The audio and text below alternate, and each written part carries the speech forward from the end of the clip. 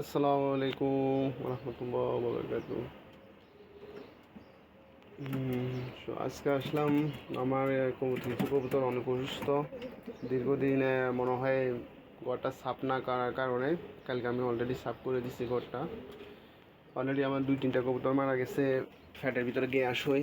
দেখেন, এটা একটা গিরিবাজ পাকিস্তানি। মারা যাওয়ার সাথে সাথে কবুতরটা মারা যাওয়ার আগ পর্যন্ত এতটা শুকিয়ে গেছে বলার মতো না। শরীরের পানি ফ্যাটে আসি জমা থাকে, খালি ফ্যাট থেকে পানি বাইর হয়, বাস আর কিছু না। অবশেষে কবুতরটা মারা গেছে। পরশুদিন একটা মিশর কবুতর ছিল, ওটা মারা গেছে।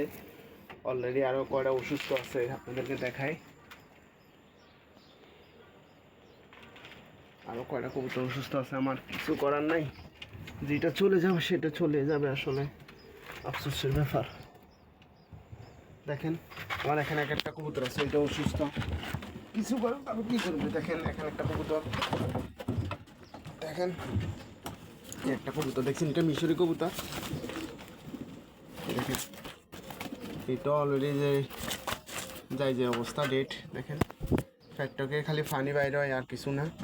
এটা কী রোগ আমি কেউ বলতে আছে, ফ্যাটে গ্যাস হয়েছে। তার দেখেন দেখেন দেখছেন দেখছেন পানি, বিষাক্ত পানি বাইরে হয় ফ্যাট থেকে। এই হলো অবস্থা এগুলার। আরেকটা আছে এটার ভিতরে, এটারও সেম অবস্থা। এদিকে আসো।